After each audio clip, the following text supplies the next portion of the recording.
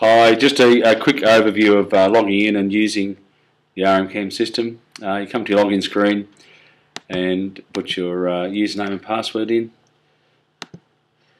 Log in. In this situation, I've got 3 units on my login. I can just reduce the size of slightly so that they'll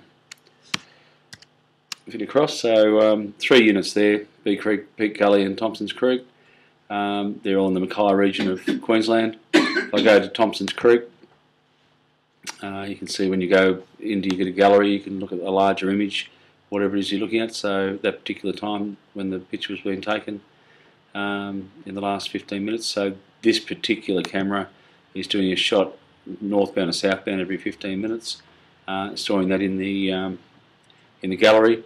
You can equally go in real time, check what's going on in real time, obviously, and by doing that, you've got a viewer that can allow you to pan, tilt and zoom the camera around. It'll generally come in as we are here and open up, give you the presets down the side and your image in the middle there. That image is coming in every 2 to 4 seconds generally. It's fairly quick on this particular site. It must have great bandwidth on the Bruce Highway south of Proserpine. To give you a look at what you do, basically if you're looking to the south, as I think we are there, if you go to southern corner zoom, it'll look right in the distance there. You can see there's a corner about 2 kilometres away. We'll just zoom in on that now, and I'll just make the screen a bit bigger so you can see things in a bit more detail. So basically that's looking for 2 kilometres away. You can see the vehicles coming through, image every couple of seconds on this site, and up there it's a pretty hazy old day. So if we just zoom back out, so we're zooming back, bringing the camera away from the corner and getting a long view now, if you like, or a wide view. Yep, you can see the sort of distance you can zoom in and out. Equally, you can turn the camera around and look to the north, so northbound. We'll turn around and look to the north. So the camera's just swinging around. There we are now, we're looking north and you can see vehicles going by. If we wanted to add a preset in, we can just move this fractionally along. That'll zoom in a bit along the road there. Adding a preset's pretty simple. Basically, if you've got something you want, let's say that particular shot there is of interest to you, you want to be able to come back and check that shoulder of the road hadn't deteriorated in 6 weeks after some wet weather. You submit a preset and you might call it, road check or something. And we hit submit on that, and that will now write the preset to the database. It's in there now. So if we go back to a different look, so we'll now look further to the north and zoom in on the corner up there. Now we could be gone away from this particular unit and come back, but we'll just do it now quickly. Road check, and you'll see that it will go back to that same preset we were just looking at before, and you'll have a picture of that.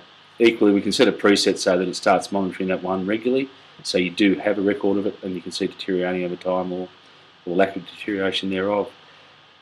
Back to your console, if you've got more than 1 unit on your login, you can go to any one of them at any time. So in this case we've got Bee Creek and Peak Gully, which are up near Nebo and Glendon on the Subtle Development Road. Bee Creek's a good example of a camera that gets a lot of use when it's raining. Flash flooding brings the water through.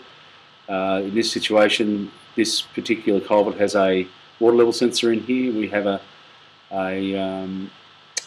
graphing ability and a SMS and email alert system set up so that when water approaches the side of the road here, as it gets within 30 centimetres, we automatically send off SMSs and emails to the road authorities and stakeholder groups along the road, such as mining companies and agricultural holdings. Again, with this particular one, the main thing they're trying to achieve is that look at when it's actually inundated and going under. It's a flash flooding situation, so they need to be able to see it happening, and once they've got an understanding of what's going on, they can then log in and check. So this one's in a little bit more weak coverage, if you like, for the Next-Gen network, so things happen a little bit more slowly. You can see where the other one on the highway came in very quickly. This one might take a few more seconds. The image is just coming in there now, so there's a live image. If we go to have a look at the Bee Creek Bridge, for instance, it's up in the distance in the left-hand corner there. The camera will move and zoom in over there. Typically the water does go over hit this site here before the bridge, so that's why the camera is situated where it is. The other side of the bridge is also a low spot, and yeah, just depending on how the water's flowing off the catchment, it'll come in.